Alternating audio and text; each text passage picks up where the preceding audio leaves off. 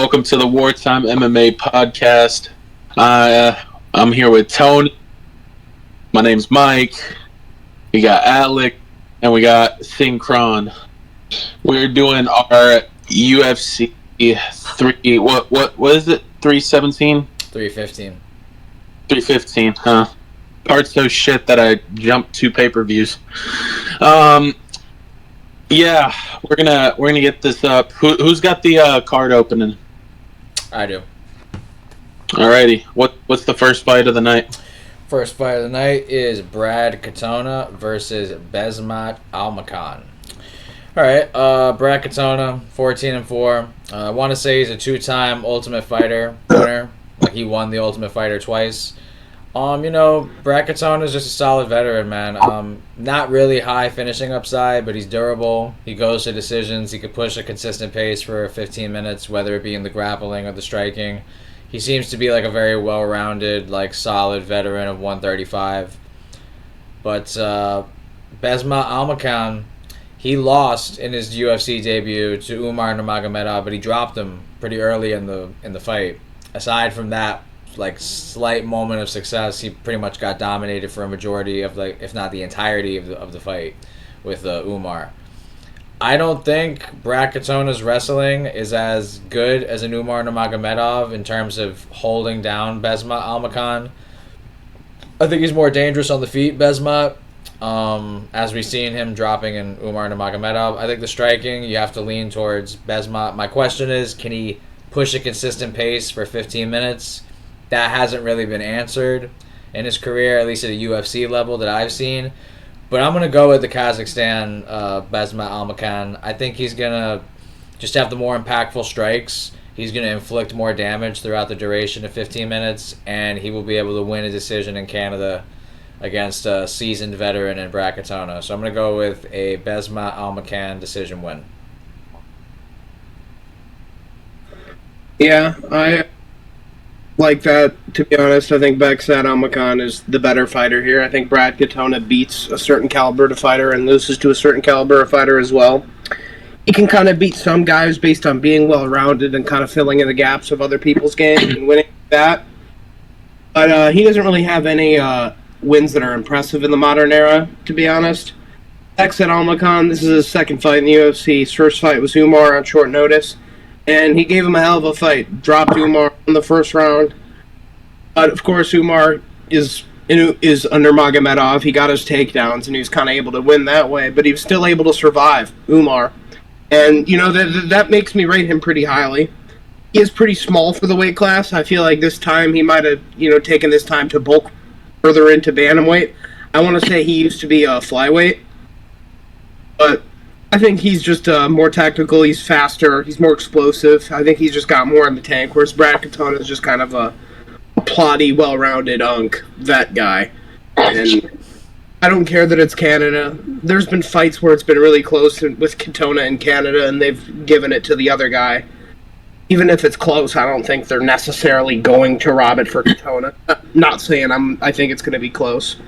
I think Besmat's going to have his way on the feet. I think Katona's going to shoot some takedowns, but I think it'll be probably pretty clear. 29-28, 30-27. Besmat just kicking him and punching him on the feet, busting up his face, doing it that way. I'm going to say 30-27. Besmat looks good early on. I'm going to agree with both Alex and Tony. I got what's his fucking name? Besmat, I don't know, whatever the fuck his name is. I got him. I think he's gonna finish Brad Katona, to be honest. I think I'm gonna go with around TKO. I remember rewatching the Umar fight, and he was able to rock Umar, and I rate that pretty highly.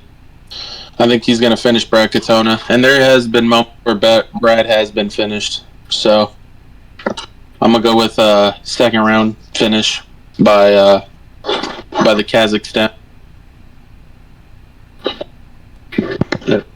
Yeah, it's gonna be a clean sweep. I got a Besmat Almakhan. Brad Katona's as Alex was alluding to, he's just really mid. nowhere. I feel like he stands out as like a exceptional fighter in a certain expertise in MMA. I think, as everyone said, I rate what he was able to do against Umar pretty well, being Umar having the better striker when it comes to the daggies. And I think the way Brad Katona stands, his posture, I could see shots landing from the shots that Vexat was able to land on Umar, even more liable to land against Katona here. So yeah, I got Omicron. First clean sweep of the card. All right. Moving on to our second fight of the night, we have Daniel Santos versus Zhang Li. This is a bit tough. Daniel Santos moving up to featherweight on short notice. He was booked a couple times at bantamweight prior to this. I forgot who again in particular. I think Davey Grant was one of them. Davey Grant recently in April, so that was the fight most recently he was booked against. He was booked against Saeed, and he ended up pulling out, and then Vinicius came in, and then he pulled out against Daniel Marcos. Marcos, I don't know why I said it so weird. A year earlier. So he's been dealing with some injuries, so now he's at 145 on short notice. So this isn't a Daniel Santos that's bulked up to featherweight per se. This is a guy that's kind of just taking a fight at featherweight while pulling out of fights at bantamweight. I'm not sure I like that. He has a history of injuries. I do think Daniel Santos is the better fighter. Zhang Li has kind of a monstrous frame in this fight, especially at featherweight. Zhang Li's a really big guy. He's very muscular, and he's tall and long for the weight class, but he's also not good. So you have to take that with a grain of salt. Like, am I going to pick somebody who's physically bigger and has the size to impose, but is worse, when Daniel Santos has been dealing with injuries and moved up on short notice, a weight class up? It's kind of a weird one to pick, but I think since Daniel Santos is fighting, I'm going to trust him to be the smaller fighter out there, have more skill. I think he can handle himself in a grappling fight if it gets there. I think Zhang Li can probably spend some time on top being the bigger guy. I think Daniel Santos training with Oliveira and other great grapplers, he's probably used to being on bottom. I don't think Zhang Li is some fucking Khabib level grappler or anything like that. I think Daniel Santos will probably win a decision. I don't think Zhang Li is all that. I think he kind of has to resort to scrapping. Daniel Santos did get clipped by like Castaneda and all that shit too, so I don't like that. But I'm gonna trust in Daniel Santos here. I think he's just better, and I think that's going to be the deciding factor for who I'm picking here. I think Daniel Santos. I think he's going to land his kicks, and I think he's just going to look faster out there. And Zhang Li is going to look like a bottom tier featherweight. Daniel Santos is going to look like a middle to okay, good tier unranked featherweight. So I'll go Daniel Santos by decision. Yeah, I agree with what Alex said. Daniel Santos is pretty good. I think he's gonna look like he's gonna have an impressive type of fight. He always puts on a scrap. People have alluded that he is the bantamweight Charles Oliveira, and I do think there could be a moment where he does get rocked and then he comes back in the fight and has an entertaining comeback victory. I could see that happening. But I think it's going to be a dominant display from Daniel Santos. I think he's going to get it done by decision.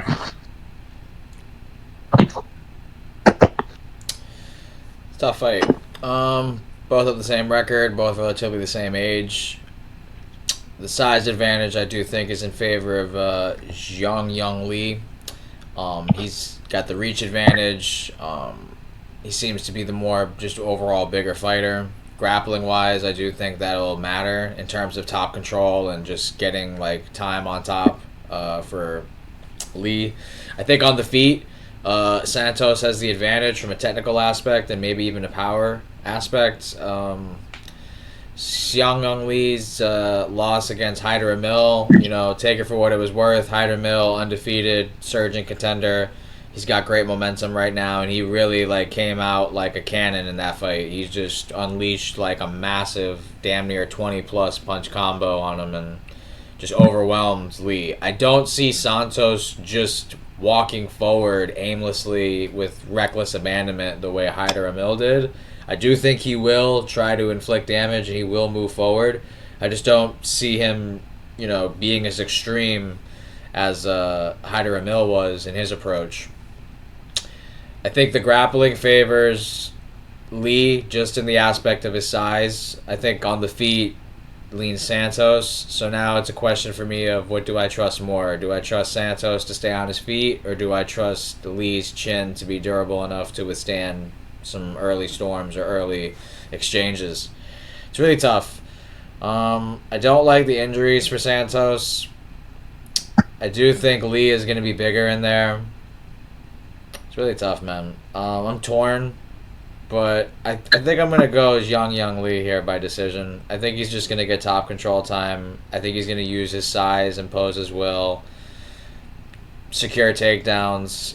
And I think Santos is not going to have the right approach in this fight in terms of defending the takedowns. I think he's not necessarily going to want to be taken down, but in moments where he's potentially going for a submission or trying to, get to another position, he should be staying on the feet. I think Santos has the advantage here if it stays on the feet for an extended period of time in the fight.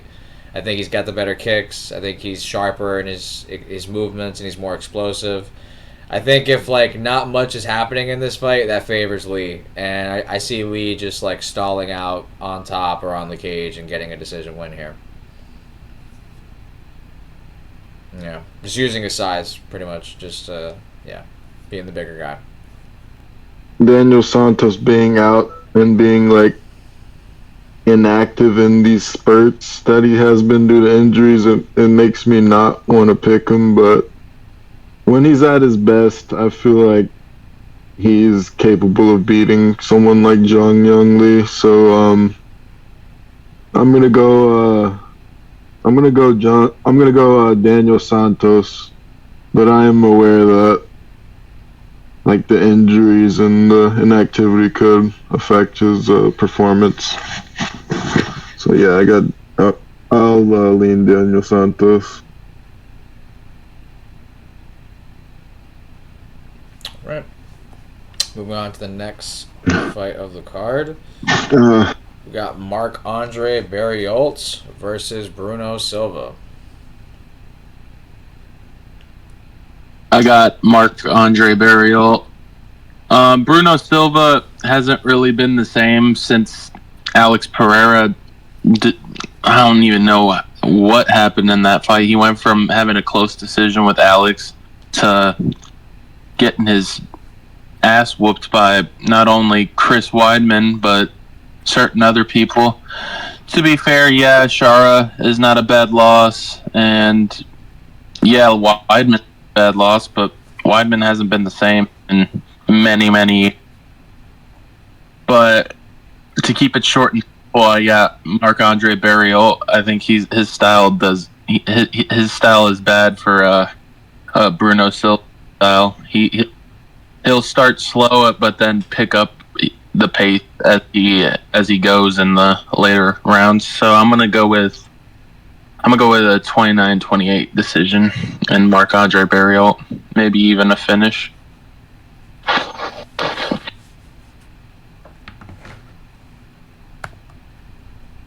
Yeah, I also go with Marc-Andre Barriault. I think Bruno Silva looked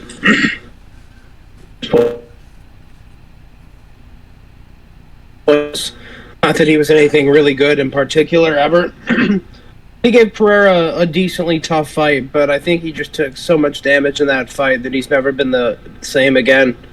I think his jaw was broken in multiple places, and like other parts of his body were. I think his nose was broken. I think his nose was like fucking shattered, and other parts of his face were broken. Like that's a tough fight for him, and he hasn't been the same since. And this is kind of like a loser gets caught battle.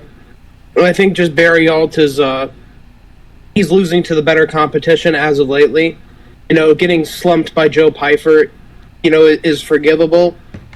Losing by TKO to Chris Weidman on the feet at this point, not so much. And I can't think of all of Bruno Silva's off the top of my head, but there were a lot of them that were just embarrassing. I remember the Brad Tavares knockout kind of had people thinking he was back for a minute. Ever since then, it's just been pure downhill. So I think minor some danger earlier for Barry Alt. I think as this fight gets going, Barry Alt's just going to take over. So I think if you want to pick Silva, you take him early. And if it gets into the later fight, I think Barry Alt's going to take over and just win in the clinch, land a bunch of knees, and just pretty much cook him and Colby him pretty much. Just cardio max and in the clinch, just total strikes. And yeah, I think it'll be a 29-28 decision, I'm going to say. Barry Alt.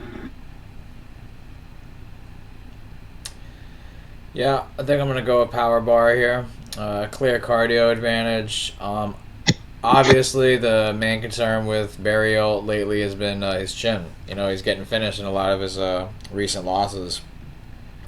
Like the Joe Pyfer fight, the Dustin Stoltzfus fight. His durability, that was a weapon for him in his career as much as his cardio. He was able to take a punch and keep it moving and get into the clinch where he wants to just accumulate damage, total strikes, fatigue his opponent, and just outwork them pretty much. Bruno Silva, ever since the Alex Pereira fight, aside from the Tavares KO, he hasn't really pulled the trigger. He kind of looked a little bit gun shy ever since that fight. He's not as willing to exchange as he used to when he was on that run before the Pereira fight, when he was knocking people out left and right. He doesn't seem to have that same aggressiveness or that same willingness to trade. And it's affected his performance greatly because if he doesn't have that knockout threat, he's an okay boxer, but his kicks are nothing special. His range management isn't that great. He was losing on the feet in exchanges to freaking Chris Weidman at this point. That's not good. I don't like Barry Alt's chin, the status of it right now, but I don't like the mentality of Silva. I think he doesn't have that willingness to go forward like he used to. And I just see Marc-Andre Barry Alt in Canada living up to the pay-per-view and just moving forward, being more willing to get the finish even though his style isn't really known for it. I see him just getting in positions where he can get to the clinch, get his total strikes going, and Silva just doesn't look like he wants to be there right now. He seems like 1 foot out the door a little bit with these last couple performances. Has not been good for Silva. I know it's been controversial with the Weidman fight and other performances, but still, I just not a good look. Especially the Shara fight. I feel like he didn't attempt takedowns. He didn't really throw anything with any intent to knock out Shara. That was an opportunity for him to derail a hype train, and usually you would think a veteran would live up to that moment and try to be the guy to take away the undefeated record and bolster his career back up, but he didn't have any desire to win that fight. So I'm going to go with the guy who wants it more right now, Marc-Andre Barry Alt. I think he wins a decision, and he outworks Silva. He wins rounds 2 and 3 after maybe a close first.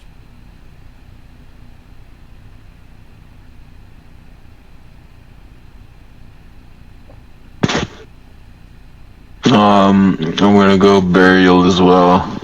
I don't have any faith in Silva.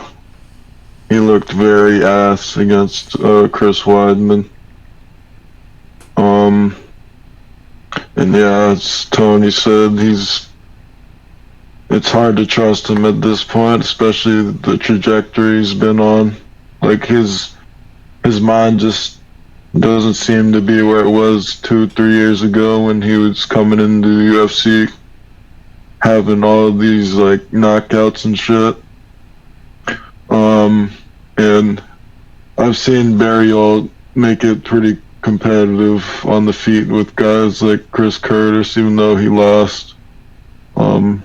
He shows good clinch work that I see he could put to use against Bruno Silva here. And going back to my point of Bruno Silva just not looking good lately, I just have a memory singed in my head of him getting dropped by Gerald Meerschaert, and that's just like not acceptable to me. And I always use that against you if I'm picking against someone, especially someone who likes to stand on the feet. And Marc-Andre Barriol, so yeah, I'm gonna go Barriol here. All right, moving on to the next fight of the night. We have undefeated Navajo Sterling fighting Ivan Erslan. I think I'll kick this one off. Yeah, I'm going to go with the undefeated Navajo Sterling here. Fresh off his hair transplant trip to Turkey. He couldn't finish Tukos Tacos, whatever his name is. He couldn't finish him. That's not great, but I just think he's a really good striker at a city kickboxing. He's got good frame for 205. He's got good timing, good patience. Doesn't really overextend or put himself in situations to get countered or badly hurt. He's not really a risk taker in that regard. He's very calculated with his movements. Ivan Erslan had a decent fight against Ian Cutelaba, but he lost in his UFC debut. I want to say Ian grappled a little bit in that fight. I don't remember 100%, but I want to say he mixed in takedowns when he needed to. Ivan's got a kickboxing background, but in an MMA setting, yes, he has more experience in pro fights than Navajo Sterling, but I think Navajo's brand of striking is more fit for MMA, whereas Erslan, I think, is a more traditional kickboxer. I'm torn between knockout and decision. This will be a bit of a test for Sterling in comparison to his last two opponents, the guy he smoked on the Contender Series and his last opponent being Tukos Tacos. Ivan Erslan's definitely a more competent athlete and a more overall better striker than both of those previous opponents, so I expect some degree of adversity to follow for Navajo, but ultimately I think he's just too sharp, too big, too much of an athlete. I'm going to go with the second round TKO for Navajo Sterling, where in the first round it's very touchy-feely, it's very back and forth, point generated. Even you can maybe even argue Erslan's maybe ahead on total strikes, maybe like a couple of leg kicks here and there, but eventually, he's going to want to push forward and try to steal around and really make it where the judges got to ask themselves who's winning this fight right now. Erslan's doing pretty good.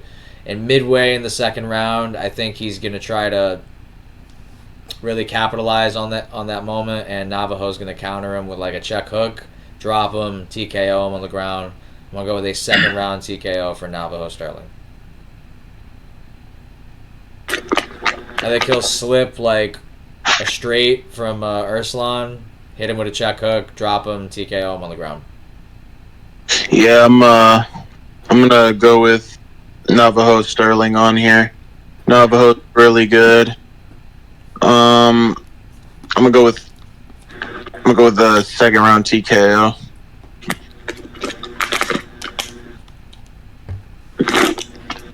Yeah, I don't think I'm surprising anybody here. I'm also going to be going with Navajo Sterling. Ivan Erslan's better than Tuco Tokos is, but he's far from cream of the crop. I could see him giving Navajo some problems, but I think a big part of why Navajo Sterling didn't murder Tuco Tokos is a part of the nerves. He's still a really young guy for a light heavyweight, 27, 6-0 in professional MMA. I think he needs a little bit more time. I think he needs to be fed a little bit more cans to be shown his weaknesses, and I think Ivan Erslan's a good can for him to show him his weaknesses while not being too dangerous. Ivan Erslan's a guy that's been KO'd in the KSW. Before he came to the UFC, he loses to Ian Cutelaba. In my mind, if you lose to Ian Cutelaba, you're pretty not good. even though Kudalab is kind of on a comeback streak lately. I think Ivan Erslan's just older, plottier, and I think Navajo Sterling just has like that timing to catch Ivan Erslan when he comes in. I think he's going to KO him in this fight. And I feel like sometimes when it's a fight like Tuco Tokos, where it's like cat versus mouse, like you got somebody who's just like okay with getting their ass beat, like Anthony Smith, and they're just like going to make it to the end. Meanwhile, Navajo's just beating him up at range, staying safe. But I think like a guy like Ivan Erslan, who's not a mouse, he will fight. And I think that could be the thing that gets him slept in this fight. He's not going to just be backing up the whole time, getting beaten up and being okay with it because, hey, I'll make it to the belt. And I'll just be tough, and that'll be my thing. He's going to try to fight and try to win. And I think that's where Navajo could catch him. I could see it being a end of the first round, beginning of the second round, straight right, straight left, maybe like with a hook to it, like a looping shot over the top of a straight that Erslan throws. Yeah, I think he'll hit him with a hook or a straight counter of some kind and put him down and TKO him or sleep him. So yeah, I'm gonna go Navajo, beginning of the second or end of the first KO.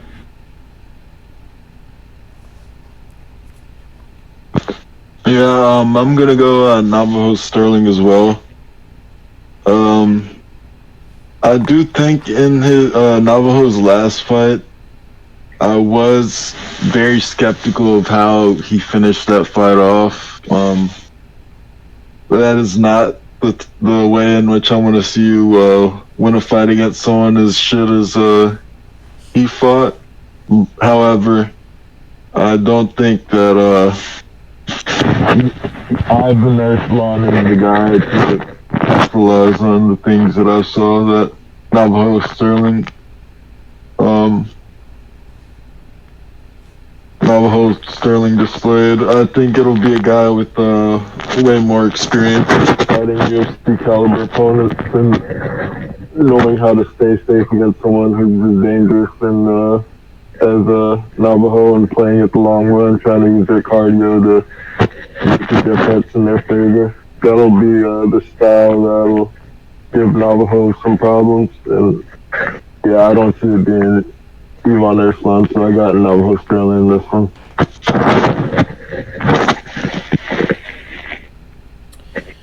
All right, moving on to the next fight.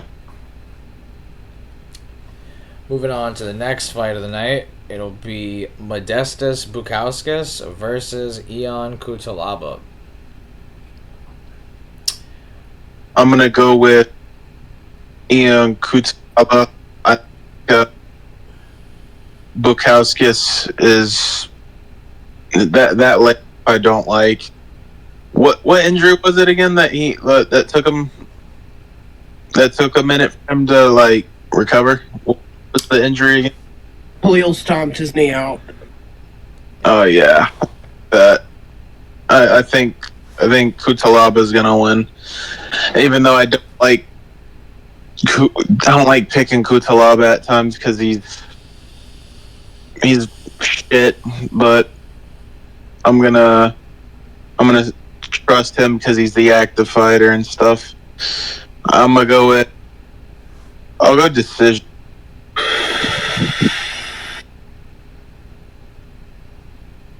Although I could see him Bukauskas. Tony, you can go. Sure. Tough fight. Ion Cutelaba, he's on a 2-fight win streak over the likes of Ebo Ebo. What was his last name? Aslan? What was his name? He was the Turkish guy. Yeah, I don't know if I pronounced it right, but yeah, the Turkish guy and what's it called? Ivan Erslan, the Croatian guy who's fighting in the fight before.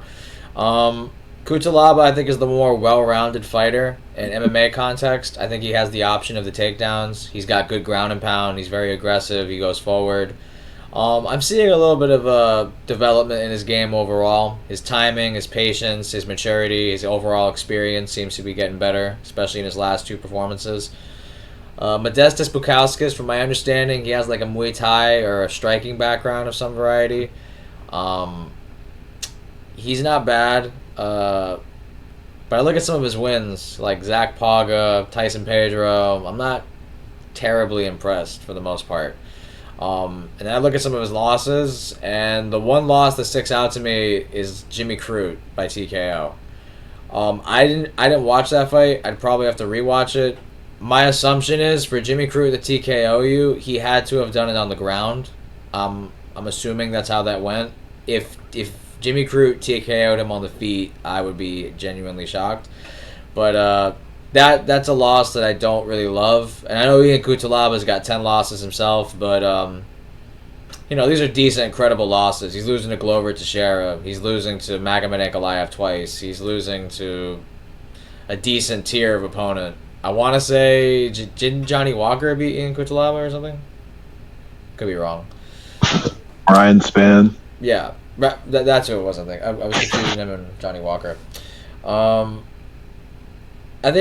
just think Ian's the more well-rounded fighter here in terms of the grappling. On the feet, I don't think it's going to be a blowout by any means. I'm worried for Bukowskis' leg in terms of just kicks and the way Ian attacks takedowns. He's very explosive with his entries. Knock on wood, I would not be shocked if I could just picture it now. At range, Kutalaba goes for a blast double leg, and he fucks around and does something to Bukowskis' leg that was fucked up from the oblique kick and the knee stomps from Roundtree. And in some scramble or some momentum of some variety, I could just see Kutalaba fucking his leg up from the takedown. I don't want to wish that on Bukowskis, but that's weirdly been in my mind when I thought of this fight. I've been thinking he'll just go at a trajectory with so much impact and explosiveness, he could fuck around and injury TKO his leg on some weird that's a little fluke shit that I want to have video proof I said of it. I could just feel some weird shit like that could happen, where mid takedown he fucked up his leg on some weird shit. But aside from that, I think on the feet it's going to be competitive. I think Kutalaba swings hard. My only concern is the cardio, but aside from that, I think he's got more ways to win this fight than Bukowskis does. I'm going to go with Mike's pick, Ian Kutalaba by decision, where he mixes in the takedowns. He's effective enough on the feet to get the judges to think that maybe he won some exchanges or he inflicted more damage. But I think the main focal point of this fight will be leg kicks and takedowns. I think he wants to make Bukowskis block low to set up something high, maybe an overhand or a big shot. But I'm going to go with a decision win for Ian Kutalaba. He keeps the win streak alive.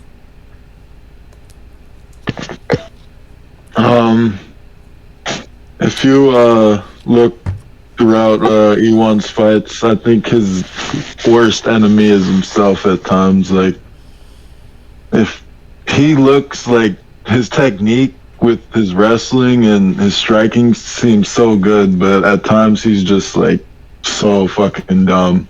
Yeah. He's kind of got that Mike Chandler in him in a sense. I think if he goes out there riding off the mindset he had against Ebo, he'll maul Modestas Bukowskis. But at the same time, it's still hard to trust this man because I've picked him in fights and then he goes out there and does retard shit and ends up fucking it up. So I'm gonna go Iwan Kutalaba, but that thought still lingers in the back of my head that he could fuck this up. But he's a fun fighter to watch, though. I will say that. For sure. All right, I'm done. All right, this was a tough pick. I was thinking about it, but I have to go with Modestas Bukowskis here. I have to be honest. I think Ian Kutalaba and Modestas are different in two ways. I think Modestas had time after he had his injury improve and come back and be a better fighter than he was in his first stint in the UFC. Whereas I don't think Kutalaba has necessarily gotten better. I think he's just gotten the right opponents. I think Ibo Aslan was a total fraud. And, Rafael Cerqueira is too. And I think a lot of Modestas opponents are also frauds. But I think style-wise, Like, I think there's a lot more holes to Kudalaba's game than there are Modestus's. And since his second stint in the UFC, the only person to beat Modestus is Vitor Petrino. And, Petrino's had his fight IQ moments, but overall for the light heavyweight division, he's pretty good and pretty powerful. And I don't think Kudalaba has the striking abilities to beat Modestus on the feet. I think this fight is going to take place on the feet. I think Kudalaba won't be able to get takedowns if he does shoot them. Modestus is pretty big. He's pretty strong. He's got good takedown defense. And honestly, I honestly don't even know if Kudalaba were to shoot the takedowns because of the fight IQ. Like, he's the type of guy that wouldn't. And I don't think he is necessarily going to be getting a lot of them if he were to shoot them. And I think if he does, it could result in him getting more tired than he could be. And I think, Modestus, after he gets people hurt, he goes to the body. He's able to get finishes up against the fence and pick his combo as well. I could see this being a fight where Kudalaba gasses after flurries early and gets TKO'd at the end. Or just Kudalaba standing at range getting calf kicked and jabbed by Modestus. But regardless, I think this fight majority takes place on the feet. And I think if it majorly takes place on the feet, I'm going to go with Modestus in that fight. So I'm going to go Modestus. I'm going to say 29-28 decision. I think a TKO is possible if Kudalaba puts too much out early and gasses out. But I think Modestus gets it done. I think he's underrated. I don't think he's going to be, ranked or anything. But I think the underrated section of the light heavyweight division is pretty good. I think his weakness is his chin. I think he's patched some of his holes that we've seen in his first stint in the UFC, and he'll beat Kudalaba on Saturday. All right, moving on to the next fight, the prelim. Oh, I thought it was prelim headliner. I was wrong.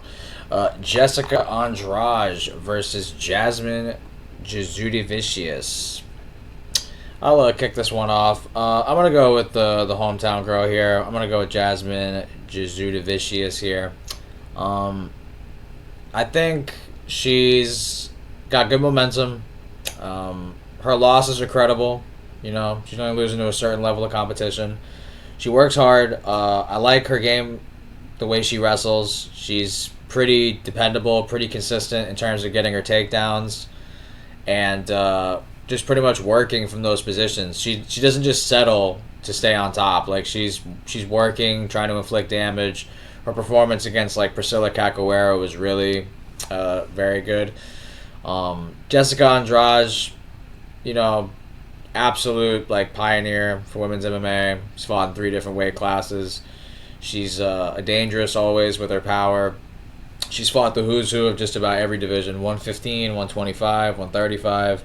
Battle tested. Can't say anything bad about Andrade. She's a true pioneer of women's MMA. But I can't help but notice at 125, I've seen multiple people get her down. Whether it was Erin Blanchfield, whether it was Valentina Shevchenko. Granted, obviously these are top tier contenders in this weight class. I would reckon that I would put Jasmine Jasudavicius in the top tier wrestlers in this weight class. I would. At home, motivated, going against a name like Andrade, a ranked opponent like Andrade. I think this is going to be good for Jasmine's career. I'm going to go with a dominant decision win here for Jasmine Jasudavicius. I'm torn between decision, dominant, or late TKO, because I could see her just absolutely mounting and mauling Andrade on the ground. But I'm going to go with a decision win where she secures her takedowns. She's able to effectively get ground and pound and total strikes and accumulate damage that would potentially come into a decision where Andrade maybe lands some big shots and maybe get some big reactions out of the crowd. But ultimately, I think Jasmine gets it done, wins by decision. Yeah, I also have to go with Jasmine here. I think Jessica Andrade just passed to her best. I think fight IQ-wise, Jasmine's a lot better as well. She does the right thing at the right time, whereas Jessica really does not do that. She'll throw 3 left hooks in a row and get slept by Yan Janan. It's hard. That was terrible to watch. That was Come on, man. And, I feel like Jasmine Jasdovic lately has kind of implemented this, output-heavy striking game to our arsenal as well. And I honestly think that could work against Jessica Andrade, because I think Jasmine's kind of like that autistic girl that could eat any shot. She's like unknockoutable almost. He fought Natalia Silva early, and Natalia hit her with some shit. I'm talking 4-piece combos, head kicks, wheel kicks, and she ate all of it. So I don't think Jessica Andrade can KO her here. Regardless of or not if she can get takedowns, I think Jessica is just going to put a high enough pace on Jessica Andrade which I think it could be a TKO. I think it could be similar to how kind of the Jillian fight was, where it's just get into mount elbows, and it's just a much older fighter getting pummeled at that point. But I think I'm going to give Jessica Andrade a little bit more credit than that. I think she'll make it to a decision. I think the first 2 rounds will be mostly striking. I think Jasmine will win them on the feet just by keeping high output, and Andrade not being able to do much with her clubbing strikes like she used to. And I think in the 3rd round she could finally get her down. But I think it'll be a near clean sweep for Jasmine in her home country, 30-27. I'm gonna go Jasmine Jasudavicius as well. There's the only people that Andrade beats at this point are people who just aren't dangerous. They don't have a style to stop the pressure of Jessica Andrade. Someone like Cynthia Calvillo, her wrestling, she's just small, first off, and her wrestling isn't as imposing as someone like a fucking Suarez or some shit. And when it's like that, Jessica Andrade is just hawking you down, cutting you off slowly, and just she's gonna fuck you up. Or the other type of person she beats are people who entertain the scrap with her. And people like Mackenzie Dern, that was just a very dumb way to fight someone like Andrade. You don't trade with Andrade. Like Alex said, Jasmine Jasudavicius has shown the ability to do the right things IQ wise, and Andrade, I don't really rate her anti-grappling, and Jasmine's been looking really good as a wrestler, and I can see her club and subbing, I guess ground and pounding Jessica Andrade as she tries to, I could see her turning around on Mountain, giving up her back, and then Jasmine sinks to choke in. Andrade we've seen the best of her, and I think Jasmine Jasudavicius knows better than to entertain a scrap like she did with someone like Tracy, because everyone knows that what Andrade does best, and I think she'll just grapple her and fight the path of least resistance. So yeah, I got Jasudavicius submission. I'm not really gonna say much about this dog shit fight. I'm just gonna go with Jasmine Jasudavicius by decision. No, I honestly don't care. It's a woman's fight, bro. Out of all the Canadians, this is the one I'm the most confident in. Yeah, I feel.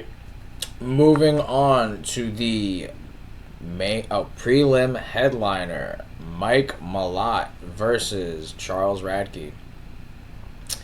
I'm gonna go with Charles Radke. I don't think Mike Malott all that. Not only you're getting frauded out by Neil Magny and making Neil Magny look like prime Rocky Balboa, but you're getting fucking TKO'd by the motherfucker. Are you kidding me? And I wasn't even impressed by his last fight. His last fight was ridiculous. That was like a given like fight that he was supposed to finish the fight, and I think he went to a decision in that fight. Yeah, he went to a decision with Trevin Giles in that fight.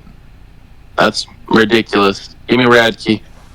He's gonna say it again on the mic.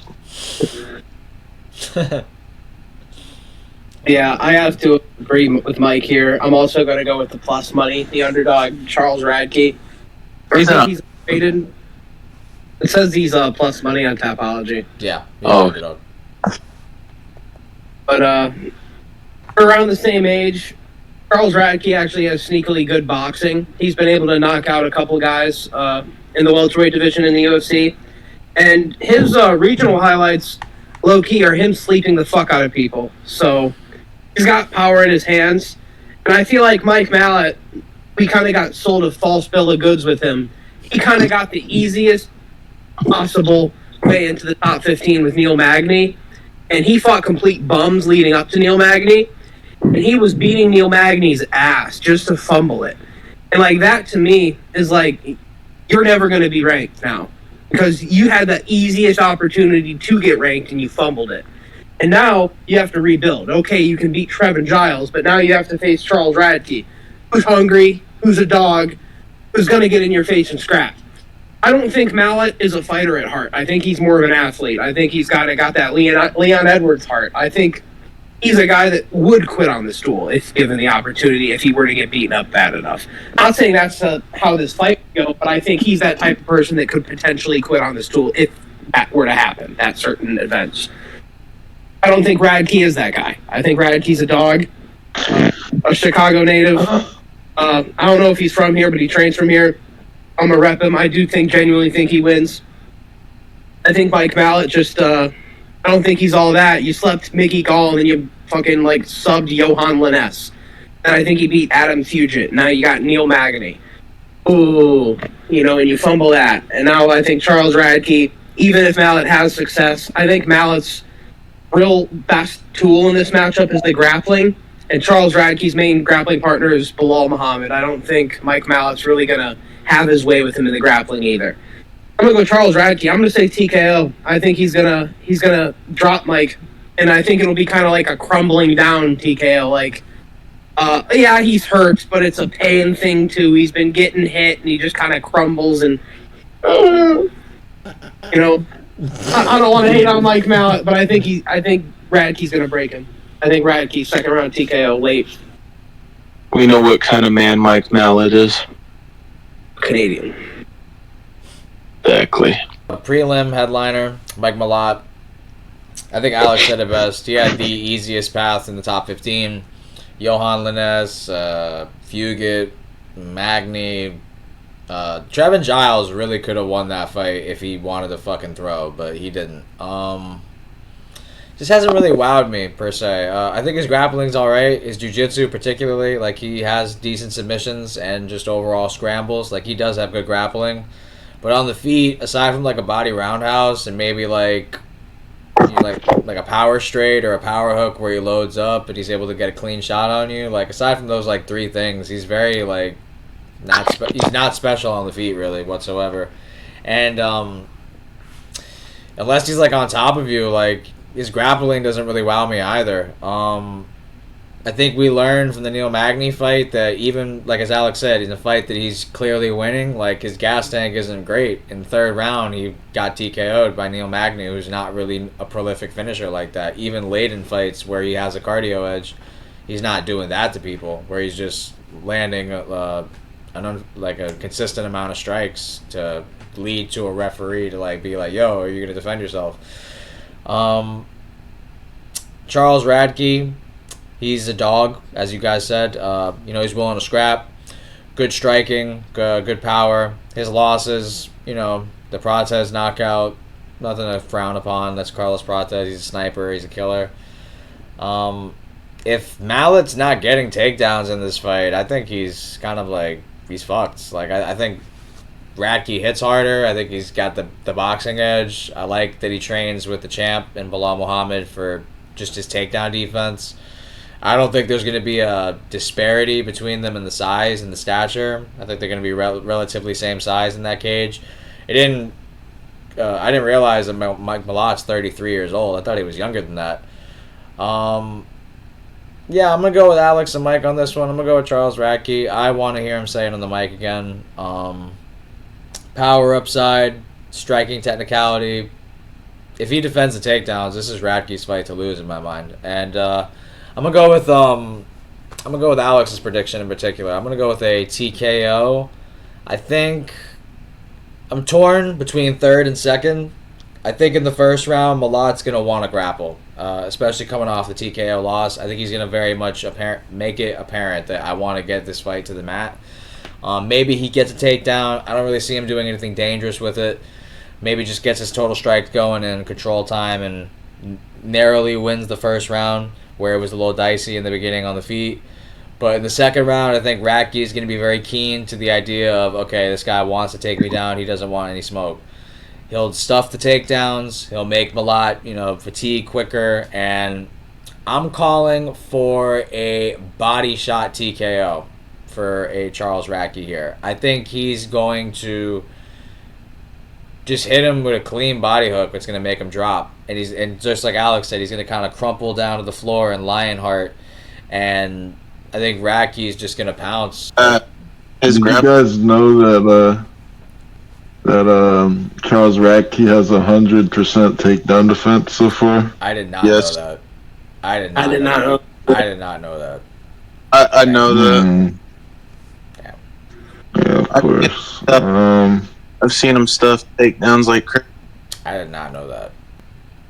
You gotta be a certain amount of bitch to get finished by Neil Magny. Yeah. And that more than anything, it indicates to me that you're like, as you've all said, that you're not all in this, because I don't know, it seemed like he gave up at a certain point in that fight. Like, you're fucking his ass up, and he really seemed to just accept the position he was in at that point. Like, he just, I guess it may have been like adrenaline dump or something, but man, it just seemed like he was just complacent with getting pounded on by Neil Magny, and that's not a good look. I'm gonna go Radke here. We now head to the main card and our opener, Benoit Saint Denis versus Kyle Krepelek. I got Benoit Saint Denis first round KO. I think he's just gonna fucking molest that fucking boy. Fuck. 16 and he's almost. This motherfucker's almost 40. Yeah, he's 35. Yeah. Why the fuck are we signing him? Why aren't we doing fucking somebody else, bro? Well, BSD turned down Gamrot. I don't blame him for Gamrot. I don't blame him either. He knows what was gonna happen, type shit. If Marcano's doing that, I want to see what Gamrot would have done, but that's besides the point. No, it's just Gamrot. From my boy Ludovic. Yeah, that's gonna be a tough fight. Benoit. Benoit's gonna fucking molest Kyle in front of God and everybody, in front of his own family, country, his own president. Yeah, I got St. Denis as well. This just seems like a fucking alley-oop fight for St. Denis for some reason. 100%. It was fun. It was fun seeing him getting frauded out though, back to back. Yeah, but I get it. Like they want to keep him around a little bit longer. He's had fun fights while he's been in the rankings, so makes sense, I guess. But yeah. What's up, a dumbass would pick Benoit to beat Dustin?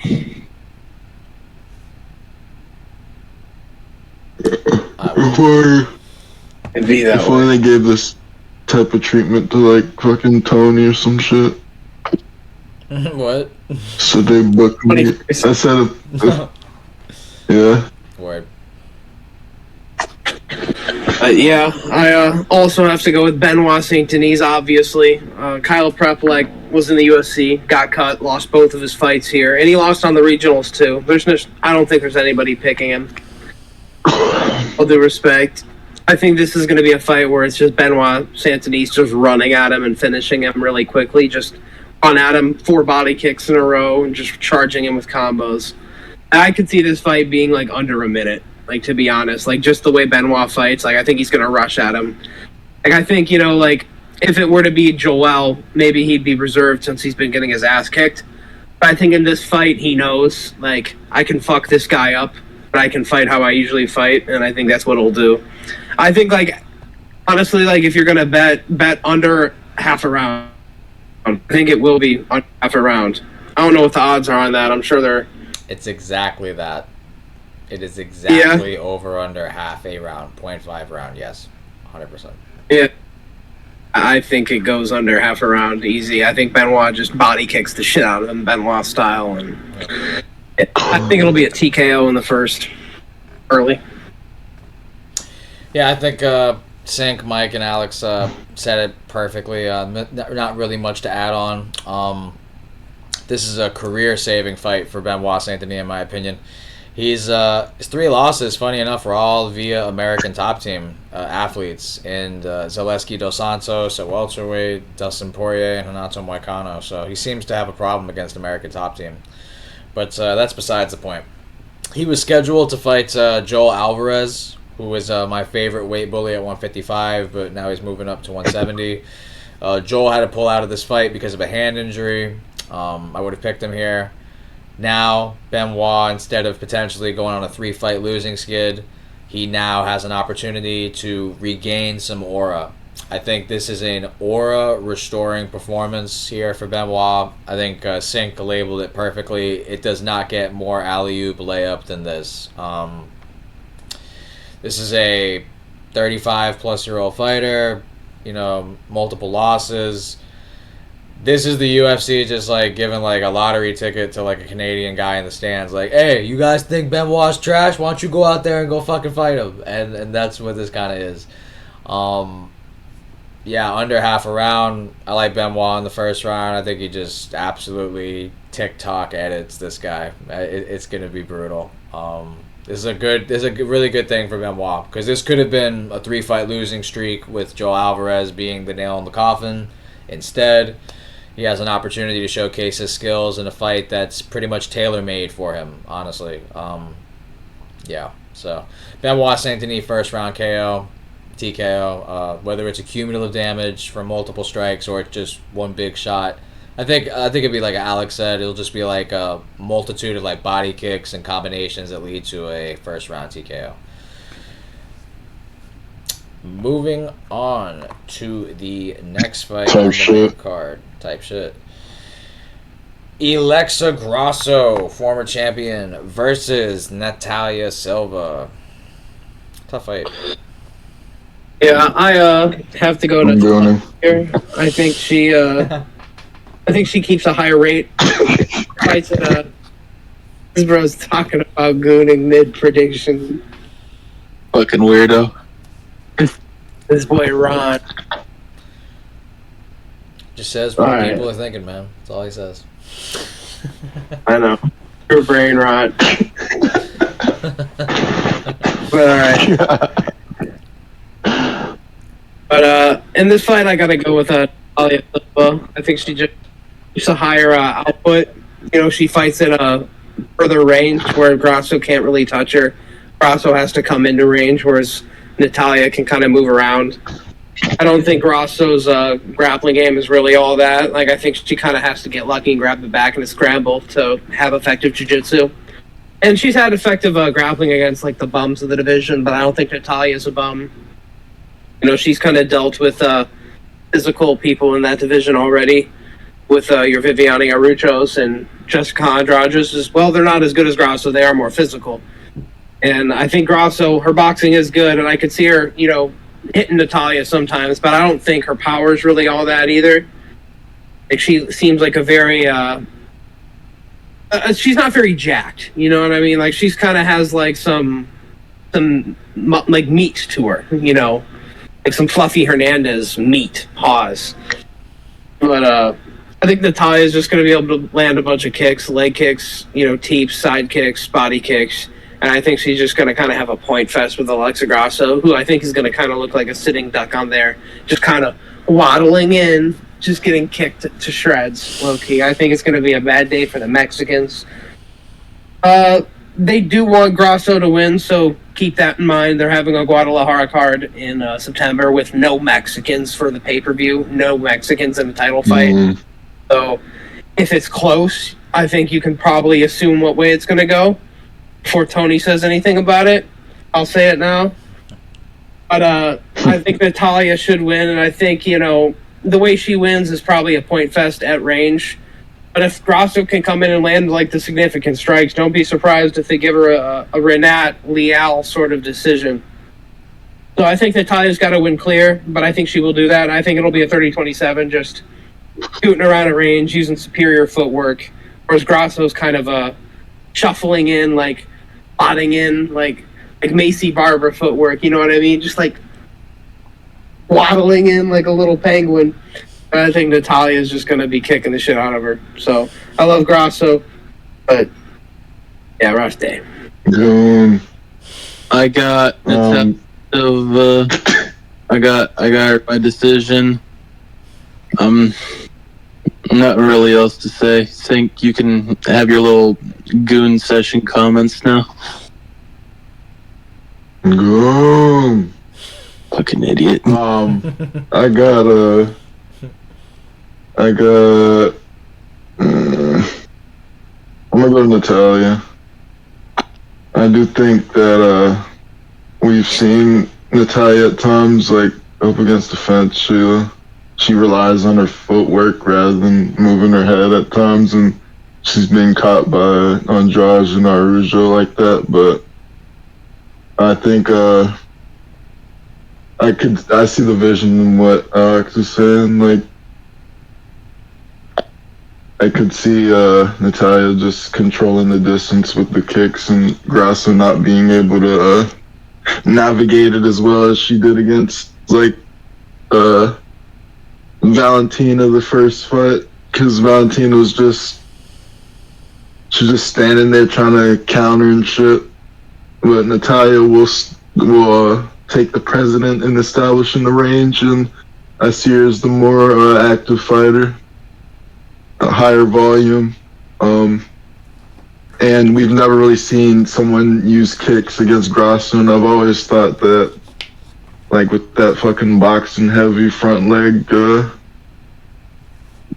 stance that she has, that people can capitalize on it with the kicks and shit, especially like some leg kicks.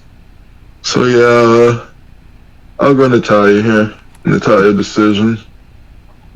But yeah, I didn't even register the Guadalajara shit, so that makes it interesting, I guess. But yeah, I gotta tell you. Tough fight. The name of the game of this fight is range, in my opinion. If it's in the pocket, if they're in the clinch, if they're in close distance, I think that favors Grasso. I think technicality and pure hands, pure boxing fundamentals, I would have to lean towards Alexa Grasso. Kicking wise, all day Natalia Silva by a wider margin in the boxing, in my opinion. The kicks are very much in favor of Natalia. Better footwork, I think, is Natalia. Better range management, I think, is Natalia. Momentum, Natalia. I think the stronger girl, I think, is Natalia.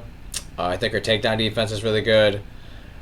Grasso's grappling to me is very opportunistic. It's very much predicated on the opponent making a mistake in a mid-transition, mid-scramble, and she capitalizes on the moment and she's able to snatch a submission attempt or just get into a position where she's able to maybe even land ground and pound and just overall capitalize on the moment. The way Natalia fights, even though she's very much on the back foot, she's very calculated with her movement, very efficient with her kicks. She just manages the range very well.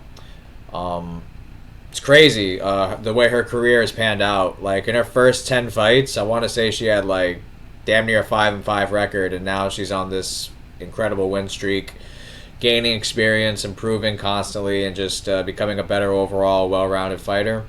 We don't really see her grapple particularly much. I don't really see her doing so in this type of matchup. I do worry a little bit in her lack of head movement, and I do think Grasso's boxing is legit for MMA standards, especially women's MMA standards. I think Grasso's probably like consensus, like pure hands. I reckon the top 5 boxer in women's MMA right now. I would venture to say. I'm going to go with Alex, Mike, and Sink here. I'm going to go with an Natalia Silva decision where she's able to dictate the range, dictate the tempo, the pace of the fight. And it'll just be she's landed more kicks more than Grasso's hit her with her hands, pretty much. So that's the story of the fight. I don't really see Grasso being able to take down Natalia. And if this fight primarily is on the feet, I think range is the main story of the fight, and I just see Natalia controlling the range for a majority of the fight. So I'm going to go with a decision here for Silva. Clean sweep. As we move on to the next fight on the main card. And we are at the what? Aldo Zahabi. Yeah. Feature fight of the night. Jose Aldo, the legend, versus Ayman Zahabi. I'll kick this one off. Hey, man. Hey, man. Tough fight. Not really. Stylistically, I think this favors Jose Aldo very much. Just in terms of like where they are in their careers, Ayman is by no means a young guy. He's 35 plus years old, I want to say. Aldo, it says he's 38, but is he really 38? Where is that birth certificate? You know, shit like that. Fucking, he looks 38, but is he really not 40? Like, we don't know. He looked decent in the Batista fight. A lot of people think that he got robbed in that fight. I don't. I think Mario Batista clearly won that fight, but that's just me. He looked great in the Jonathan Martinez fight. He schooled Jonathan Martinez, honestly, in the boxing. Defensively, offensively, he just looked so sharp in that fight. Ayman, he's coming off a big win against Javid Basharat or Fareed. Pedro. Oh yeah, no. Before that though, yeah, he did just beat Pedro Munoz. But which Basharat brother did he beat? Javid. That's the not good one, right? Yeah, that's the one. That's the one that's not defeated. Yeah. I don't know Ayman Zahabi too well. I don't watch most of his fights. I count those 2 last fights: the Pedro Munoz fight and the Basharat fight.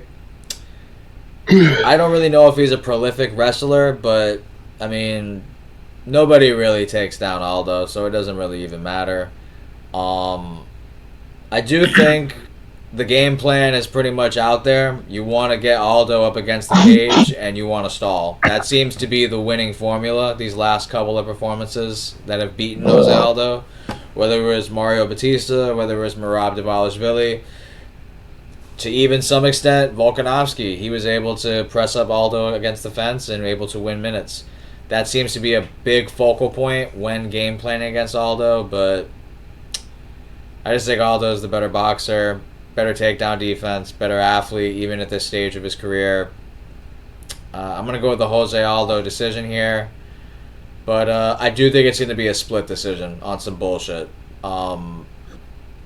Yeah, I'm kind of envisioning it where it will be positions of the fight. Zahabi is up against the fence doing really nothing, and he's just kind of controlling Aldo, controlling him. But I'm going to venture to say that Aldo is still able to outland him in damage and total points, and he's able to win a decision. Yeah, I also have to go with Jose Aldo here. I think Ayman Zahabi is just kind of not that great, to be honest. I think he's got good fight IQ. He's got good game plans. But I don't think he himself is that good. I think he's kind of slow. He's not... he's kind of like an unforgotten Rickus Rainer de Ritter relative. Like, he's very sloppy and clumsy with the way he, like, strikes and fights. And it's kind of worked for him against a lot of guys, awkwardly enough, but... I think Aldo is where it ends. I think Aldo on the feet's different compared to what Eamon Zahabi's dealt with. I don't think that like awkward sloppy boppy style works at bantamweight, especially against somebody like Aldo with hands. I think, like Tony said, the game plan's kind of out. And for us, Zahabi, his brother and coach, is a pretty smart guy. Like that's definitely what he's relayed to his brother. And I definitely think Zahabi's going to try to do that at this point. But I think Zahabi is going to try to stay more active in the clinch. And I think, the more shots you throw in the clinch, the more opportunities you give for the other guy to get off of the clinch, get his back off of the fence. Whereas Merab and Batista were pretty intent to tap and just hold. I think Zahabi is going to try to be like loading up knees to the head and like knees to the body in the clinch. I think that's going to lead to Aldo getting out of the clinch and kind of piecing up on the feet. I think he's kind of just a fat guy. Like he is a bantamweight, so it's weird to say that, but he's kind of like built like a bag of milk. Like I don't think the physicality's there. He is old, Zahabi. Like he's pretty much the same age as Aldo, and I just think like Aldo's going to be the guy to KO him. I think like maybe TKO him, but I think it'll be a good night for Aldo. I think this is a level below Jonathan Martinez, to be honest. And if you can hurt Jonathan Martinez, I think you can finish Eamon Zahabi. Eamon Zahabi's kind of had like a one-way street since getting knocked out in his debut, I think. Yeah, spinning elbow fight against spinning elbowed him. Ricardo Ramos? Was it? Yeah, that was him. Yeah. It was Ricardo Ramos. Oh. Like ever since that, he's kind of had a one-way street where he's won all of his fights, and I think like if he gets hurt, he might respond well to being hurt. And I think Aldo, when he gets somebody hurt, he really lets it go. I think Aldo will get a TKO here in the late second or third round. I think Aldo will get him. I don't think Zahabi's all that, and I think he's not a young, fresh contender that's going to out physicality, out youth, out speed Aldo. Not that even any of the other guys could have done that either. They all got outdone by old man Aldo on the feet, and they had to relate to hugging tactics in the case of Mario. So, yeah, I think Aldo gets a gun. TKO. I'm gonna go with Awkward. go, bro. Go. I'm gonna go Aldo as well. To piggyback off of what Alex was saying about the IQ and shit, that's really the basis of Eamon's victories. I really rate like his brother as like a coach, strategist based off of the clips and videos I've seen of him. Like, I feel like he is a very big reason on why Eamon Zahabi is winning. At a certain point, you're gonna fight someone like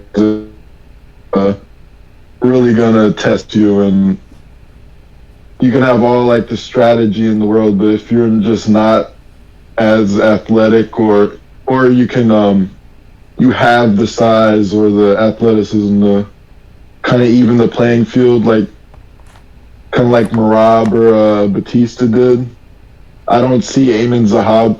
I could see them trying to replicate that strategy, but I don't see it as being as successful as Mario Batista and Merab did it.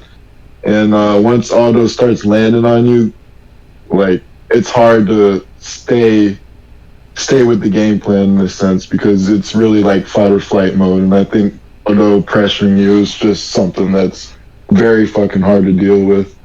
And yeah, I don't think Eamon Zahabi is that good to deal with it, like some of the most elite who were able to beat it, Aldo were. So yeah, I got Jose Aldo in this one. I'm gonna second that.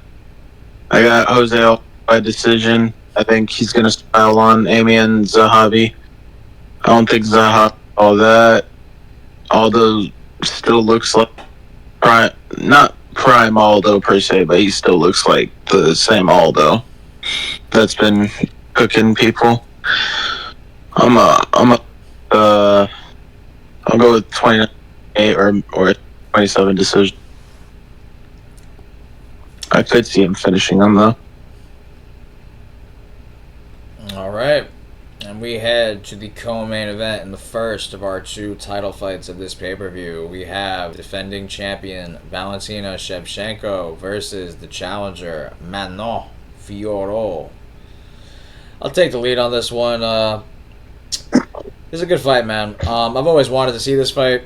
I've been following Manon Fiorot since her debut. I want to say it was Victoria Leonardo that she battered in that fight. I want to say that was her debut.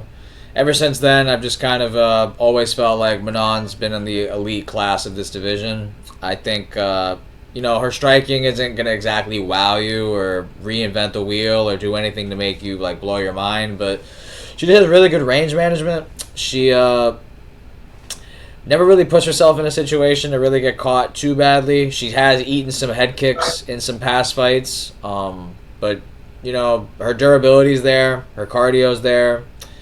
Doesn't really make any like detrimental mistakes mid-fight. Like, she's kind of a machine in that regard. Like, she just kind of just does her work, gets in, gets out. And as for Shevchenko, she just reclaimed her title against Alexa Grasso at UFC 306 in a dominant performance where she was able to really display the grappling and the wrestling improvements that she's made throughout her career. I think Shevchenko's come to a point now in this title reign that she's realized, like, I'm not in my prime necessarily athletically anymore. I don't know if I want to keep it on the feet as much as I used to. I don't think I'm always gonna Jessica I these bitches type shit. Like, I don't think I'm always just gonna head kick them and like they're done. Sometimes you deal with like a scrappy fighter like an Alexa Grasso who's gonna win boxing exchanges, drop me on my ass. Like, big situations like that have occurred in the last couple of fights for Shevchenko, where she's had to overcome this adversity. And this sense of invincibility, at least on the feet, or just anywhere in general with her, it's still somewhat there, but it's not as dominant as it used to be. It's not as potent as it used to be. Most of these girls were like terrified when they had to step in the cage with Shevchenko. I don't think Fiorot is going to be in that mentality. I think Manon, 35 years old, on this momentum, on this win streak, with the names along the lines of like a Rose Namajunas, a Caitlin Chukagian, Jennifer Maia. Not the best names in the world, but nonetheless, these are the who's who of 125. I like her consistency. I like her momentum. I think her style matches up really well with Shevchenko, honestly. I don't see Manon getting taken down at the rate and the consistency that Alexa Grasso was at 306. I think Manon's going to stay on her feet. I think she understands that this is her opportunity to win a world championship. And outside of her lone loss in her debut at Cage Warriors, Manon's never lost a fight. And she's been in there with former champions and top-tier ranked contenders. I'm not going to turn my back on her now. I've been here since day one in the UFC with her. I'm going to see this one through. I think France gets their first ever champion. And, first ever undisputed champion. I'm just torn between a decision and a late TKO. People's eyebrows are going to raise at the idea of Shevchenko potentially getting TKO'd. I know it's hard to believe, but I don't know. I got a weird feeling, man. Manon's going to hurt Shevchenko. I'm torn between decision and KO. But because the finishing rate in women's weight classes is not that great, I'm going to go with a Manon decision where she wins 3 out of the 5 rounds, and she's able to prove that she is and new. So I'm going to go with a Manon Fiorot decision and new. I got Fiorot, although I could see Shevchenko. Honestly, bro, I don't really care about this fight. Like I said, I don't really care about women's MMA. This shit's ass. But I'm gonna go with Manon Fiorot by decision. I'm gonna go Valentina. Manon Fiorot, like, every win I've seen so far, like, it's not very impressive to me. She's eating fucking retard blitzes from Aaron and getting kicked in the face. Jennifer Maya was landing those head kicks on her. Erin landed one as well. She has non-existent head movement. She doesn't know how to defend herself from getting hit. She's just like a brute.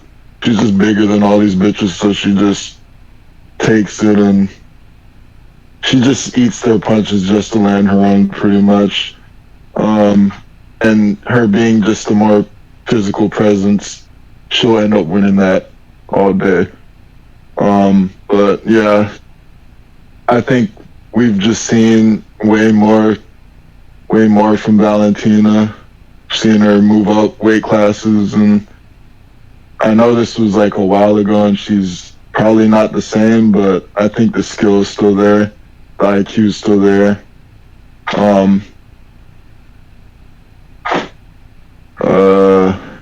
Yeah, and Rose made it very competitive with Manon on the feet, even though she had one fucking hand. Valentina knows what to do to win in these situations, and though I don't see Valentina having it easy taking Manon down because Manon's just so big. I could see her getting the better of striking exchanges. Manon's like, you know what she's gonna do. She's just gonna try and blitz in with the side kick, try and throw like a looping hook. Very predictable, same beat patterns, and Valentina's smart enough to know that. And we've seen her after getting dropped in against Alexa, we've seen her being able to adapt and end up outstriking her towards the end of the round. And she arguably should have won that instead of the draw that was given to her. But yeah, I'm going Val based off of experience, and I think if you just put all their skill sets on paper, I think she's the better fighter. Shout out Anthony Smith with that one. But yeah, I got Val. Yeah, this is a tough fight to predict. I originally was going Manon Fiorot. I was thinking, she's bigger. She's, I think in certain moments, I think the knees could be huge for Manon Fiorot. Discourage the takedowns from Shevchenko, and I think her legs are long enough to land into the body or the head, even if she's just like coming in for a shot. But I don't really remember too many moments of Manon throwing knees now that I think about it, and I think that could be a major weapon here to defend against Shevchenko, with Manon being the bigger, longer, stronger fighter, where Shevchenko is going to be wanting to probably shoot the takedowns. But Manon's weapons, I feel like, are kind of limited, especially from her being from a Taekwondo background. You'd expect to see a little bit more kicking, kind of like a Natalia Silva style, but it's kind of side kicks and teeps, and your occasional head kick and body kick and leg kicks. And, kind of like Sink said, like she has no head movement. I think that might be art to do with her Taekwondo style.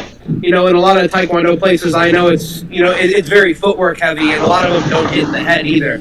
A lot of them is all kicks to the body and legs, so there's no need for head movement if you're not getting hit in the head, especially when you're just darting in and out, back and forth with footwork. I don't know if she did something else where she could hit in the head or whatever, but the Taekwondo places I know, which might be different, a lot of them don't allow you to kick in the head. So maybe that's the reason she doesn't have any head movement. And Blanchfield can kick you in the head, and Jennifer Maya can kick you in the head 2 or 3 times. Shevchenko definitely can, and I think Shevchenko's kicks are much more devastating than Blanchfield's little ass getting her foot above her head. And same with Jennifer Maya, who was able to land that head kick multiple times. And I think Shevchenko's seen that. I think she'll land that head kick. I don't think that'll finish Manon, but I could see it hurting her. I think that could be a tool in this fight for Shevchenko, after she's hit her with it, establish that that's a threat, and then go to the body. And I think Manon's good, but looking back at that Blanchfield fight, Blanchfield got her down, and she got her into a guillotine where Manon arguably tapped. I don't think she did, but it was arguable that she did. And I think Shevchenko is going to be able to get her down similar to the way Blanchfield did, except the difference is with Shevchenko is she's getting to the crucifix and she's doing damage, which is probably one of the only, or if the only, women's fighter that can say that. Ellie Robertson and Jasmine Jasudavicius do damage on top too, but Shevchenko's known for her crucifix elbows, and I think she could probably finish the fight in this way if she so chooses, or if the fight goes that path. Manon, when she does have her 5-round fights, I feel like it's largely one-way traffic. It's largely her way. When the grappling exchanges do happen, she's able to get up pretty quickly, which props to her. I think that's definitely going to be helpful in a fight with Shevchenko, but I think Shevchenko, partially due to, I think the reason she lost the Grasso fights is because she underestimated Grasso in the first one. I think she won the second one. I don't think it was a draw. I think Shevchenko won. But I also think she was surprised to get knocked down. And I think she kind of wrote off the first fight as a fluke and still underestimated Grasso. But I think the third one, she took her serious, and I think she's taking this one serious too. I don't think she likes Manon. I think she's more motivated to win this than most. Yeah, I think her grappling and her experience, like Singh said, I think she'll land that head kick. So yeah, I'm gonna go Shevchenko by decision, or maybe crucifix elbows late. But I'm gonna go the bullet retaining.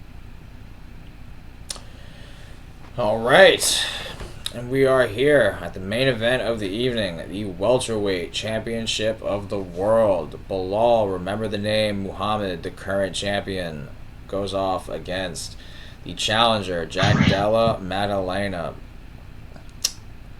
Who would like to kick this one off? Fuck. It's time. You want me to go? Yeah. Feel free. I like Jack Della Maddalena. I really want him to win this fight. I out of his fights in his career, I probably picked him. For the first time ever, I'm probably going to pick against him. I got Bilal Muhammad by decision. This is painful to say. This is painful to... I hope it doesn't happen. But it's just painful to even explain myself on why I'm picking this man. First off, layoff, don't like. Second, don't. I don't know. It's just originally he was supposed to fight Leon, and now he's fighting for a title. I don't like that. That's just like a step up in this short matter of time. If he would have knocked out Leon, I probably would have picked him. But I don't know. I just don't like the layoff from Jack, and Bilal's fucking cheesy. I could see him knocking out Bilal for sure. Jack's got the knockout advantage, but something's telling me that happiness is not a MMA routine. So I'm gonna go with a 48-47 decision by Bilal. I think he's gonna take the early first 3 rounds, and then Bilal is just gonna get cooked. He's gonna get hit with some shit in 4th and 5th.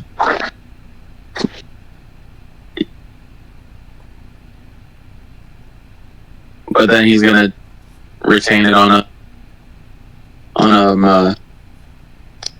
just by his claw and his teeth.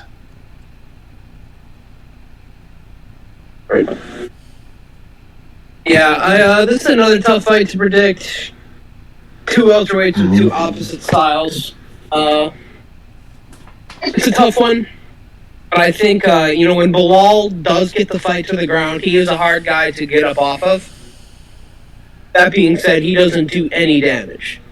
And I don't think there's very much submission threat, to be honest, with Bilal either. Like, all this talk about him smashing and taking Jack's soul, that's all for promo. None of that's real. He won't be able to do that. I believe in the Craig Jones school of MMA grappling. I feel like Volk kind of set the standard there. Jack Della Maddalena has yet to prove quite as much as Volk has. But to me, the Burns fight was still impressive. He had one arm and was able to defend Burns on his back, which is tough to do. And as overrated as Burns' grappling game might be in MMA, we don't see it a lot. With one arm, I still find that impressive. But I think he's young. He's been improving, and I think his body shots are second to none. And I think those body shots could really be a tool when he is on the feet. Even if 4 minutes of a round go to Bilal laying on Jack, that 1 minute where Jack is on the feet, he's landing fucking devastating blows to Bilal, and he's doing damage. Which is more than we can say for Leon. Leon is somebody who's shying away and he'll look for a moment and boom, damage, and I'll be done now because that's enough to win the round. Jack won't do that. He'll come in and he'll try to finish if he has Bilal hurt. And that's kind of what we needed from Leon in those moments. We got to remember, as bad as Leon looked against Brady recently, that Bilal fight was still relatively close. It was a 48-47 decision. Leon won the second and the fifth round. And he probably could have done a lot better in that fifth round if he just opened up more with elbows. And that's Leon, who we've now seen with Brady, gets raped by grapplers. Jack hasn't been raped by a grappler as badly as this. People say the Basel Hafez fight, and that's not a good look. Basel Hafez is good. But let's be honest, he's probably juiced. And there was a whole weight cutting thing going into that too with Jack. He just weighed in twice before that, and then he took this fight on short notice after just weighing in a week ago. And now he's here, drained out of it. But I think Jack's improved. I think at some point, even if it's just 1 minute, we're going to get into the later rounds, and I think Jack's going to keep his cardio, and I think these shots are going to start taking a toll to the body, to the head, and I think he's just going to find a shot at some point, and I think it's going to be a beautiful scene, and we're all going to be happy. Jack's going to win the belt by TKO, and then we're all going to remember that Ilya Islam now is just going to not happen, because fuck us. So that'll be a weird conundrum to have, but I think JDM gets it. Bilal's old, man. He's 37, 36. I don't think he's durable at all. I think that Leon fight has aged worse since it's happened. I don't think it's aged better. Brady did it better than he did, and he beat Brady on the feet. He ain't beating Jack on the feet. That's for damn sure. If that's the way you beat Brady, that ain't going to be the way you beat Jack. And, maybe you can say Jack's grappling is worse than Leon's. Maybe. We've definitely seen more grappling out of Leon than we have Jack, but I don't want Jack in the ground. I want him to... All of his grappling, I want it to be defensive. I don't want him to shoot stupid takedowns the way Leon does, or go for stupid submissions. I want him... No fucking guillotines. I swear to God. I swear to fucking God. If he pulls guillotines against Bilal, I'm going to lose my shit. But I think I Craig... could so see him doing it. I could too. But I think Craig Jones has got him on a tight leash. I think he's drilled in, the Volk fundamentals. Hey, that's it. No more playing around, type shit. I think he's going to be on his shit. Body shots are going to be big. I think Bilal's kind of got a soft body. That nose is just a big fucking target to Jack. Jack's nose isn't even there. That isn't even a worry about Jack. His nose is already broken. Whereas I feel like Bilal's nose is just it's just there, It's just if you're going to punch at his face, there's just a 90% chance no matter what part of his face you hit his nose. So I think that'll be a good target for Jack to hit. And yeah, I think Jack will get the TKO. I think the damage will win here. And it'll go on. Every round starts on the feet, and I think Jack knows that. He's going to do damage while he's there. I'm going to say fourth round TKO. It's going to look bleak, but he's going to get it for us. And then we're going to lose out on Ilya Islam because we suck and we deserve it, and we're just like sadists at this point watching Apex cards. Yep. Terrible. Yeah, Jack. Yeah. I'm gonna have to go with Alex on this one. I got JDM. At some point through these fighters' reigns, they drink their Kool-Aid a little bit too much, and it's like foreshadowing a loss. I think Bilal's currently in the process of doing that. But anyways, yeah, I just think JDM, this is the main basis of my prediction. JDM isn't Leon, He will take the opportunities he has. He won't take them for granted like Leon did. And I don't see Leon. I don't see JDM.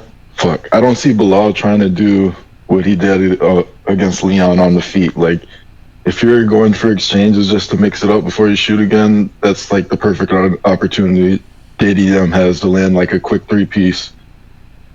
1-2, lead hook to the body. Just racking up damage on Bilal and just investing. And we've seen that JDM has that clutch gene in him. Like round 3 against Burns, he's able to make that read that decides the fight before it goes to decision. Yeah, and if you've just seen Bilal on the feet, like especially against that Sean Brady fight, it was just fucking disgusting. He was getting fucking. Yes, he finished Brady, and he probably won't. It'd be smart for him not to fight this way, but he was getting pieced up by Brady as well. It was competitive until it wasn't. And yeah, JDM's just the best boxer in that division, and every shot counts.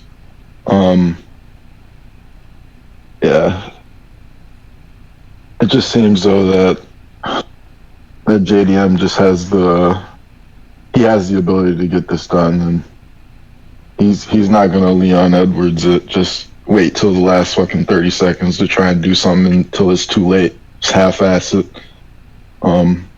Yeah, JDM just got that dog in him, and I think he's gonna TKO Bilal in this one.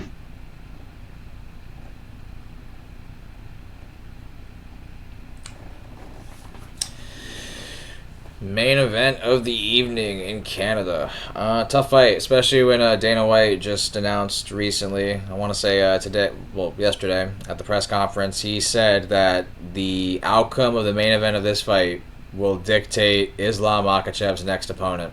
If Bilal Muhammad is victorious, we are getting Ilia Topuria and Islam Makhachev at UFC 317, allegedly. If JDM is victorious, he will be facing Islam Makhachev in his first welterweight title defense. This is like the first time ever you're going to have the MMA community rally together behind Bilal Muhammad so that if he wins, we can get Islam Ilia, which is one of the biggest, if not the biggest fight right now to make in the sport. Bilal Muhammad, he's got an incredible win streak. He's been able to be on. I remember when he was fighting Douglas Lima's brother. I forget his first name, but yeah, when he was fighting Lima, I remember that. Diego. Yep, I remember that fight. And then he had the shades on in the post-fight interview, and he's like, "Remember the name." And now to see him where he's gone, it's kind of crazy. To be honest with you, a guy who really was ahead of Bilal before everybody else was Sink. Sink was a Bilal Muhammad fan.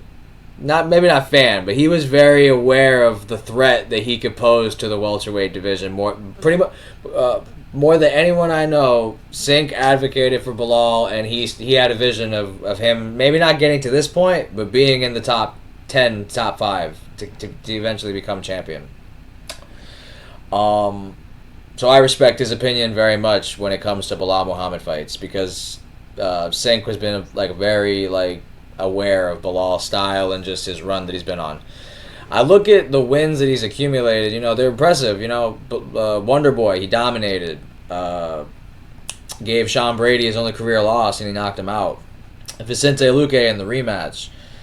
Gilbert Burns. These are great names, great wins. But I look at all of these people, and I think, I don't know if they got that dog as much as JDM does. Gilbert Burns, he will throw, and he will go for it. He broke his arm in that fight. It's unfortunate, but, he was never really able to really land anything with real intent on it. Wonder Boy got dominated. He doesn't really have great takedown defense. Vicente Luque just kind of let the fight get away from him from a point standpoint. He just wasn't able to catch up by the time the fight was over. I'm not trying to discredit Bilal Muhammad's wins, but I just think that the guys that he's beating, they don't have that same grit and that same determination that Jack Della Maddalena has shown me. I've seen Jack Maddalena get out of a guillotine and knock a Ramazanov out. I've seen him potentially be down on rounds to Gilbert Burns and on one arm be able to manifest a finish. I've seen him take 2 bad weight cuts and fight a guy who's clearly on steroids in Basil Hafez, who, by the way, since that fight, hasn't fucking attempted a takedown in the UFC since that fight. So I do believe that Basil Hafez was very much on steroids. When a short term opponent, a short notice opponent like joins the UFC, they don't really do like the drug testing. They just kind of let them show up and fight. I'm very much in belief that he was on roids in that fight, and Jack had like 2 bad weight cuts during that like whole fight. So I give Jack a pass on that.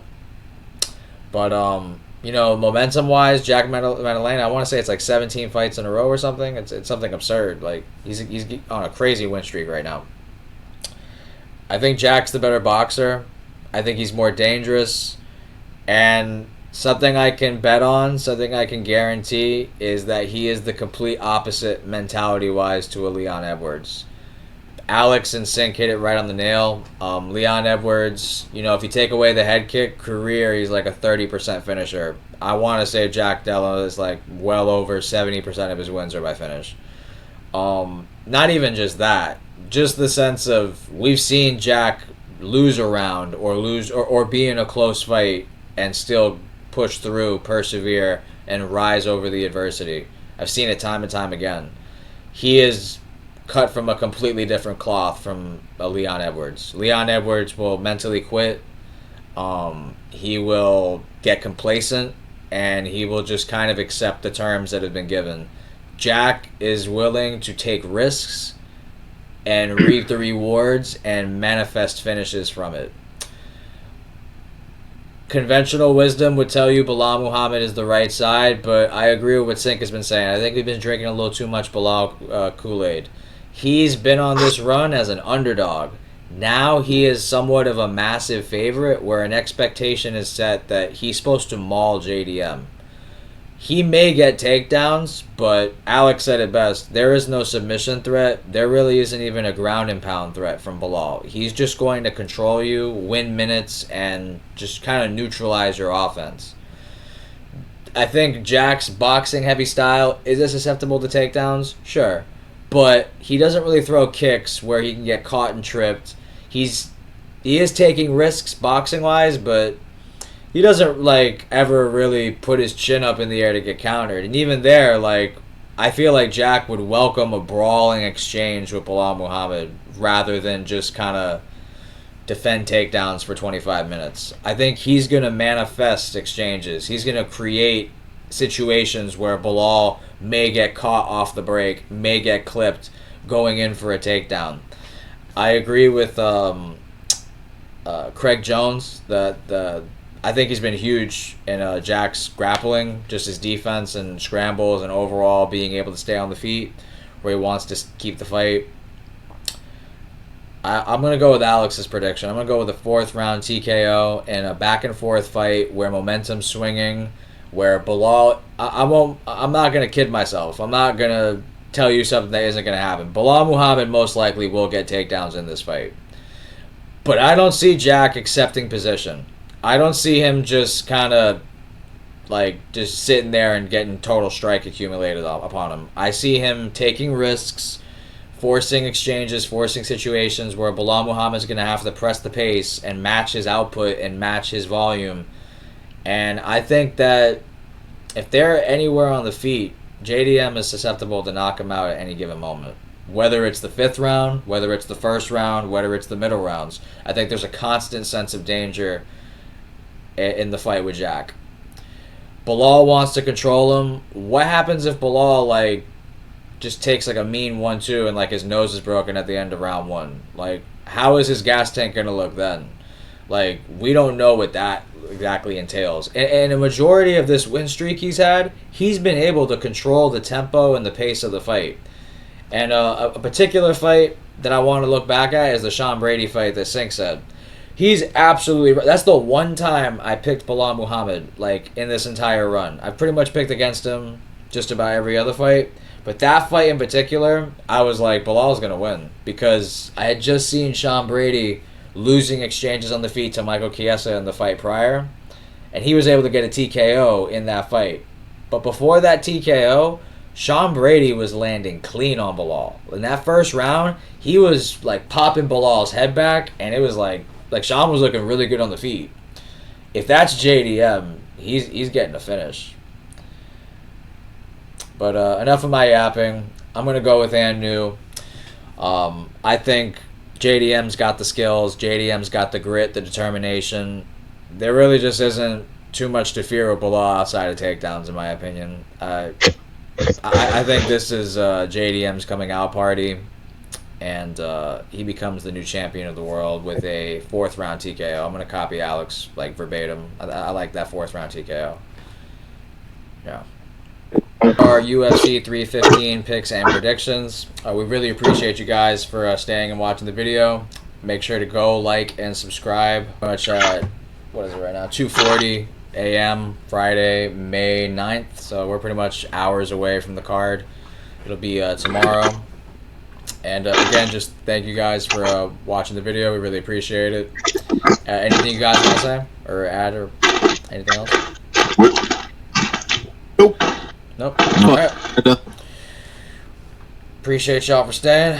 Peace.